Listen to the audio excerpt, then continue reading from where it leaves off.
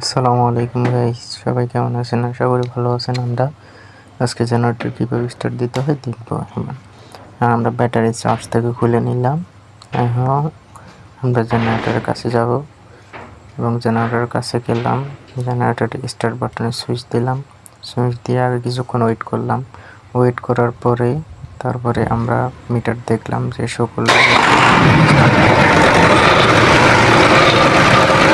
দেন তারপরে আমরা মনিটরে দেখলাম যে কোনটা কত আছে এবং আমরা আইডিয়াল থেকে আরপিএম বাড়াইলাম।